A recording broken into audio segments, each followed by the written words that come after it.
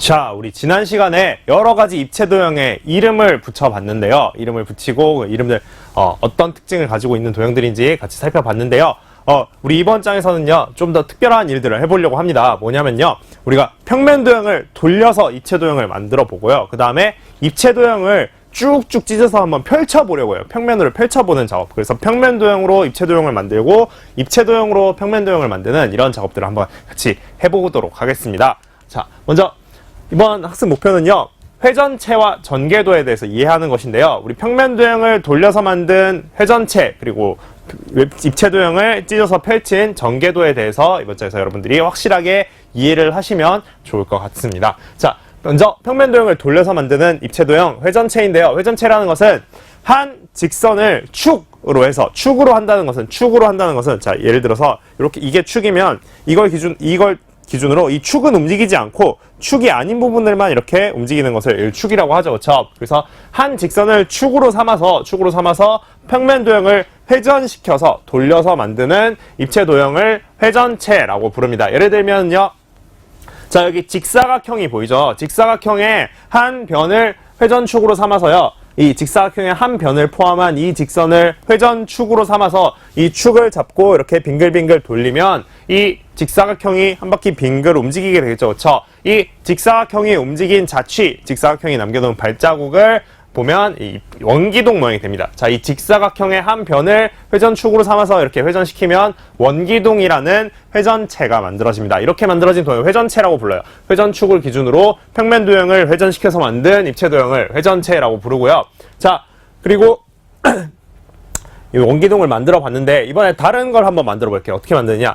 직각삼각형이에요. 한 각이 직각인 직각삼각형인데 이 직각삼각형의 한 변을 회전축으로 삼아서 역시 회전을 시켜봤더니 이번에 원뿔이 만들어졌네요. 원뿔도 역시 회전체라는 것을 알 수가 있죠. 그렇죠? 회전체를 만들어냈고요. 그리고 이번에 다른 도형 반원입니다. 반원 뭔지 기억나시죠? 우리 지난 시간에 반원을 배웠죠. 그렇죠? 활골 중에서 현을 지름을 골라서 지름으로 만든 활골을 우리가 반원이라고 한다고 했는데요. 이 반원을 이 지름을 회전축으로 삼아서 한 바퀴 회전을 시켰더니 구가 만들어졌어요. 구. 자, 이런 식으로 어떤 평면 도형을 회전축을 기준으로 회전시켜서 만들어낸 도형을 우리가 회전체라고 합니다. 여러분들 일상 속에서 볼 수 있는 회전체 어떤 게 있을까요? 뭐 기둥, 원기둥 모양으로 생긴 기둥이라든가 뿔, 뭐 구형으로 생긴 공 이런 것들이 있을 텐데 저는 그게 생각이 나더라고요. 여러분들 두루마리 휴지 있죠? 휴지. 화장실에서 쓰는 두루마리 휴지 보면 원기둥 모양인데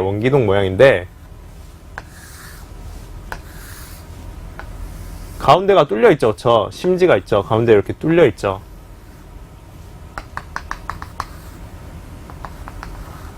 자, 이렇게 가운데가 뚫린 이런 모양, 이거 회전체일까 아닐까? 얘는 뭘 회전시키면 이렇게 만들어질까요? 얘도 회전체거든요. 두루마리 휴지 회전체예요. 어떻게 회전시키면 만들어지느냐? 자, 축이 있습니다. 축이 있고요. 이 축에 직사각형을, 자, 여기 원기둥을 만들 때에는 직사각형을 붙여서 돌렸죠. 붙여서 돌리는 것이 아니라 직사각형을 평행하게, 요 축에 평행하게 약간 떨어뜨려서 회전시키면 어떤 모양이 나올까? 자, 이 부분이 회전해서 원이 되고요. 요 가운데 부분, 요 빈 부분이 회전해서 구멍이 되겠죠. 그렇죠? 이렇게 가운데 구멍이 뚫린 회전체, 두루마리 휴지 모양의 회전체가 만들어지게 됩니다. 그래서 두루마리 휴지도 회전체구나. 이 회전축을 중심으로 해서 이 회전축에서 약간 떨어진 직사각형을 회전시키면 두루마리 휴지 모양이 만들어지는구나 라는 것을 알 수가 있습니다. 자, 이렇게 어떤 평면 도형을 하나의 직선을 축으로 회전시켜서 만든 도형을 회전체라고 부릅니다. 이 회전체라는 말 잘 기억을 해두도록 하세요. 자, 그리고 이번에는 입체 도형으로 평면 도형을 만들어 볼 건데요. 우리가 바로 앞에서 평면 도형을 회전시켜서 입체 도형을 만들어 봤죠. 반대로 입체 도형을 쭉쭉 찢어서 펼쳐서 평면 도형을 만들어 볼 거예요. 어떻게 하느냐? 전개도라는 건데요. 전개도라는 것은 입체 도형의 각 면을 펼쳐서 평면 위에 그려놓은 그림을 우리가 전개도라고 부릅니다. 전개도. 전개라는 것은 펼쳤다는 뜻이에요. 전개했다, 펼쳤다. 그래서 펼친 그림이라고 해서 전개도라고 부르고요. 같은 입체 도형이라도 다양한 형태의 전개도로 나타낼 수도 있어요. 어떤 입체 도형은 하나의 전개도만을 가지지만 어떤 입체 도형들은 쭉쭉 펼쳤을 때 어떤 방향으로 펼치냐에 따라서 다른 형태의 전개도가 나타나기도 합니다. 직접 한번 살펴보도록 할까요? 제일 먼저 정육면체의 전개도입니다. 정육면체를 펼치면 이런 형태의 전개도가 나와요. 자, 주사위 모양의 정육면체를 모든 면들을 이렇게 모서리를 따라서 쭉쭉 찢어서 이렇게 펼쳐놨는데요. 정육면체를 펼치면 정사각형 6개가 만들어집니다. 정육면체를 보시면, 정육면체 실제로 보시면 주사위가 정육면체죠. 주사위에 숫자 몇 개 써져 있죠? 1부터 6까지 6개의 숫자가 써져 있죠. 그 말은 정육면체에는 6개의 면이 있다는 뜻이죠. 정사각형 모양으로 생긴, 합동인 정사각형 모양으로 생긴 6개의 면들이 있는데요. 이 6개의 면들 각각 쭉쭉 찢어서 펼쳐놓으면 이렇게 전개도가 만들어지게 됩니다. 정육면체를 펼치면 정사각형 6개의 전개도가 만들어지고요. 주사위 모양, 정육면체 모양은 전개도 이렇게만 그릴 수 있느냐? 정육면체 전개도는 이런 식으로 다양하게 만들 수가 있어요. 어떤 부분을 찢어서 어떤 방향으로 펼치냐에 따라서 이렇게 하나, 둘, 셋, 넷, 다섯, 여섯, 일곱, 여덟, 아홉, 열, 11종류의 전개도를 만들어낼 수가 있습니다. 이런 다양한 전개도들을 만들어낼 수가 있고요.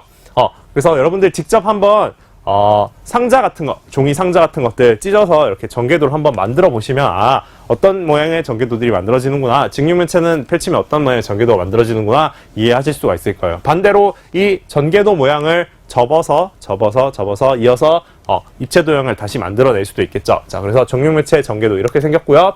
삼각뿔은 전개도가 어떻게 생겼을까? 삼각뿔. 자, 이 분홍색 부분이 삼각뿔의 원래 밑면이에요. 그리고 흰색 삼각형들이 삼각뿔의 옆면인데요. 삼각뿔을 펼치면 삼각형 4개가 만들어지네요. 삼각형 4개가 만들어지고, 삼각형이 얼마나 뾰족하냐에 따라서 지금 마치 커다란 하나의 삼각형처럼 됐는데, 이 삼각뿔의 전개도 실제로, 삼각뿔 모양을 펼쳐보시면, 좀 낮은 삼각뿔 모양은 이런 형태의 전개도가 만들어질 거고요.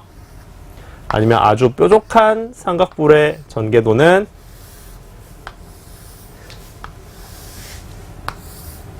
겹쳐서 그려졌네. 다시 그려볼게요.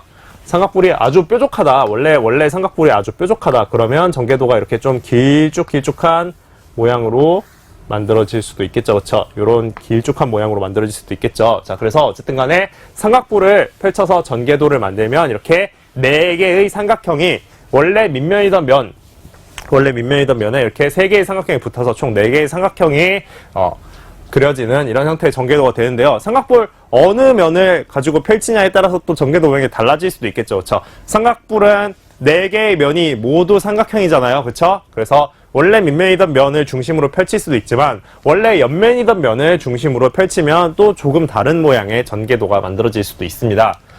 그리고 원뿔의 전개도인데요. 이런 식으로 밑면이 원인 모양들은, 이 밑면이 원인 입체 도형들은 전개도가 조금 특별한 모양으로 그려집니다. 지금 이 원뿔의 전개도를 잘 보시면 부채꼴과 원으로 이루어져 있어요. 얘 부채꼴이라고 한다는 것은 여러분들이 잘 알고 있죠. 그렇죠? 2개의 반지름과 하나의 호로 이루어진 이 도형을 부채꼴이라고 하는데요. 이 부채꼴과 원으로 원뿔의 전개도가 만들어집니다. 그런데 어디를 붙잡고 어떻게 잘라서 펼치냐에 따라서 원래 이렇게 삼각뿔이 이렇게 있잖아요.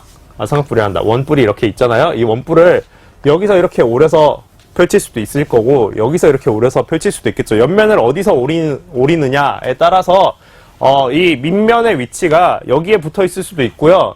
여기에 붙어 있을 수도 있고, 여기에 붙어 있을 수도 있어요. 이거는 여러분들이 자르기 나름인 거예요. 자르기 나름인 거고, 이 원뿔의 전개도에서 잘 보시면 이 원은 원래 밑면인 부분이죠. 그렇죠? 그리고 이 부채꼴은 원래 옆면이던 부분을 어디 한 군데를 잘라서 이렇게 펼쳐 놓은 거예요. 잘라서 펼쳐 놓은 건데, 이 호와 이 원 사이에 만나는 점이 있습니다.